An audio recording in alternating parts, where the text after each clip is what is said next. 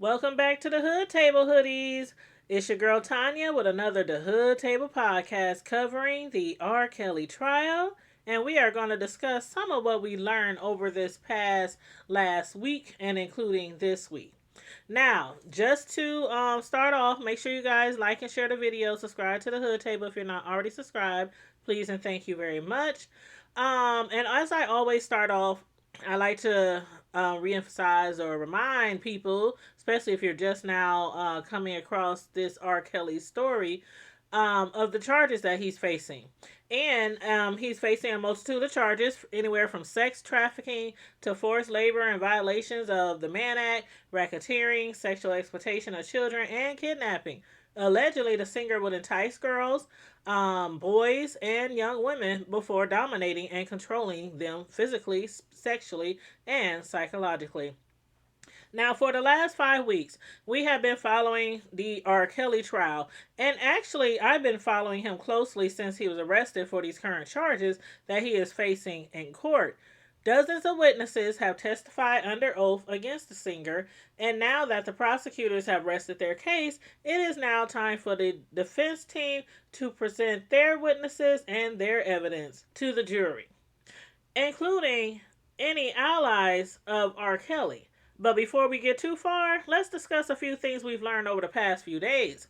Last Tuesday, September 14th, day 16 of the trial, a motion was filed by the prosecutors in order to allow the jury to hear through headphones audio tapes and view excerpts of Kelly making threats to victims during 2008. Yes, from 2008, which was like 13 years ago.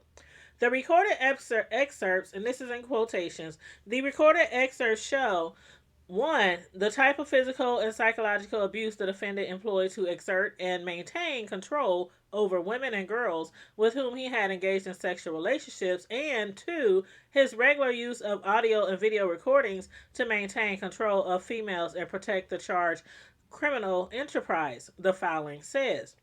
R. Kelly, who had very strict rules within his camp and for others around him, kept cameras all around each of his properties, from his home to his chocolate factory music studio. So you can just imagine what all audio and video could have been collected by the prosecutors. But anywho, R. Kelly was heard ranting and raving, spewing profanity and threatening violence against different females.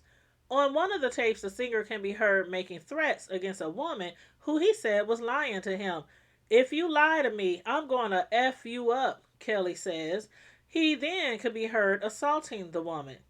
Jane Doe number 20 could be heard on another tape being berated and threatened by Kelly for allegedly stealing a Rolex watch from him.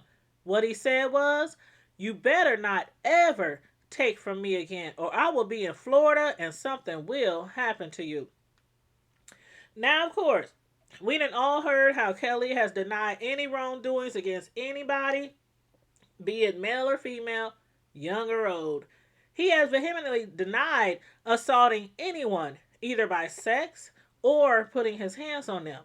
He has also repeatedly denied having any sexual relationships with underage girls and boys. And from where I sit, it's evident that the singer is a habitual liar. But I'm sure there are many of you still standing in defense of him, as if he can do no wrong in your eyes. But moving right along. For the jury, these audio tapes were to help prove that R. Kelly is in fact, and probably has always been, a very violent and controlling man. You can hear the venom in his voice as he screams, yells, curses, and threatens his victims. After hearing this, any sensible person can tell that this man has some serious issues, which I still believe is a result of his childhood. From him being assaulted by that older man in his neighborhood, to his mother accepting a $500 bribe from the older man to drop the charges, to the singer also being assaulted by his big sister. And who knows what else he had gone through before meeting Aaliyah, or his first victim, who could have been someone other than Aaliyah. But back to the victims on the tape.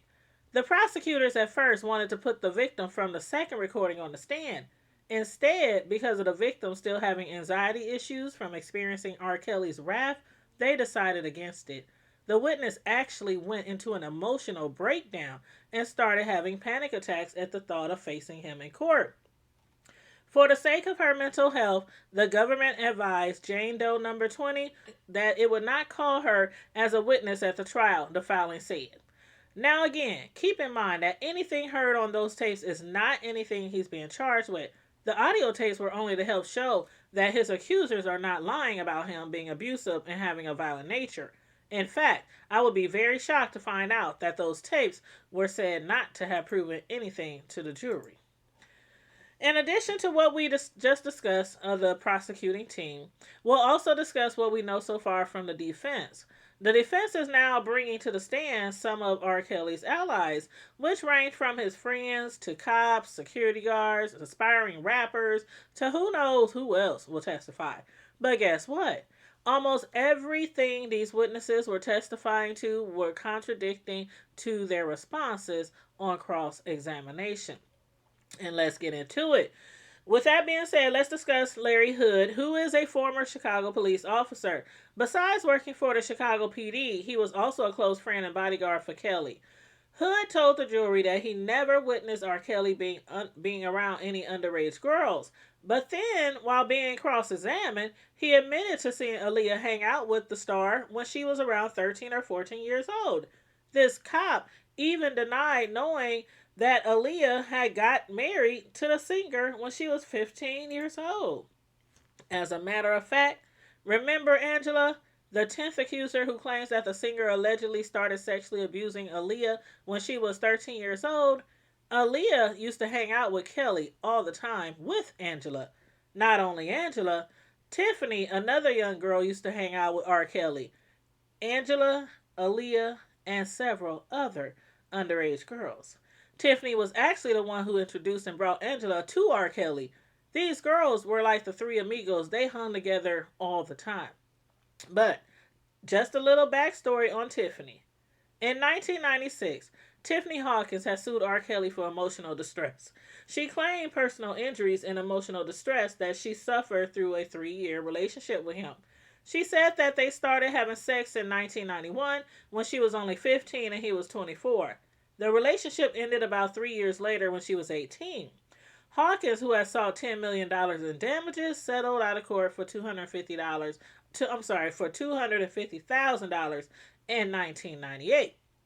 Now, how such a close friend and bodyguard wouldn't have known that his friend was sleeping with underage girls, including and up to marrying Aaliyah? You got me. In other words, he most likely was being untruthful. Even though he stated, as a police officer, I would have had to take action against that. I never had to take any action. I was never made aware of any wrongdoing. Nonetheless, although this is the first time a police officer has testified during the trial, there have been allegations of police officers turning a blind eye on illegal activities, such as Kelly abusing underage girls. Let's not forget about the witness who went by Jane. She testified early on in the trial that during her first sexual encounter with Kelly, it was interrupted by a police officer who also checked her ID, which said she was 17 years old. So, even after saying all that under oath, nobody has to convince me that he's just simply being extremely loyal to his friend.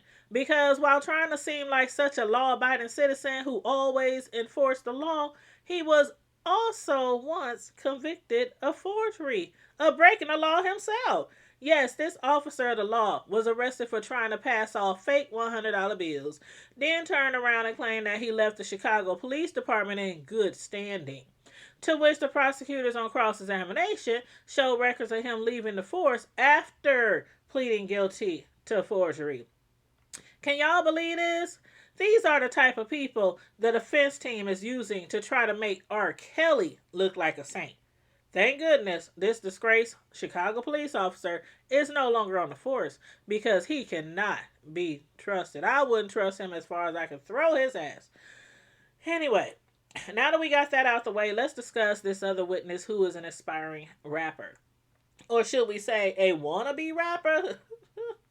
The rapper Donnie Ramadan testified in court that R. Kelly was his mentor and friend who was helping him out with his career. He straight up said that any allegations made against the singer were absolutely false. Ramadan first met the singer at a mall in Albuquerque, New Mexico. Upon meeting him, he discussed with the singer his musical ambitions. And for the next 15 years, or at least until around like 2019, the two were together on a daily basis. This rapper, and I put that in quotes, who never had his career pop off, stated in court that he spent almost every day with the singer. Despite not being on R. Kelly's payroll, R. Kelly didn't even jumpstart his career. Nor did he even pay the guy or give him a position among his staff. In other words, he was just another member of R. Kelly's entourage, if you ask me. Hell, he could have even been having sex with him. You know, several men have already testified to being in a sexual relationship with the star when they were underage. But whatever it was, the rapper never put out an album and is now working on a shoe line. Mm-hmm. Yet again, this rapper claims to have never witnessed R. Kelly being around any underage girls, even though he claims to have spent darn near every day with this man, being mentored. And when asked to describe this mentorship program, he said he was told to just watch and observe. So you mean to tell me that within all this watching and observing, day in and day out, he never saw anything out of the ordinary? Either this witness is also lying or over exaggerating the amount of time he spent with Kelly. I believe it might be both. On cross examination, just like the cop, he backpedaled and pussy popped, telling the prosecutor that he spent far less time with Kelly than he had at first admitted to, therefore claiming that's why he probably didn't get to witness anything between Kelly and the young girls. The rapper was also shown photos of Kelly with his entourage on tours. And who was missing from every photo? You guessed it. You know it. He couldn't even recall which tours he might have joined R. Kelly on. And on that note, y'all, we're going to stop right there. I'll deliver another podcast on the R. Kelly trial probably this weekend after reviewing other testimonies from more witnesses because this is a lot, y'all. This is a lot. But what I want you all to keep in mind is that some of these witnesses presented by the defense admitted to having a financial interest in Kelly. If R. Kelly is once again acquitted, it can very well benefit them. How? I don't know. Being that R. Kelly right now barely has a pot to piss in and a window to throw it out of. But anywho, make sure you guys like and share the video. Subscribe to the Hood Table if you're not already subscribed. Please and thank you very much. Be safe, remain vigilant at all times, and always remember to keep it hood. Bye.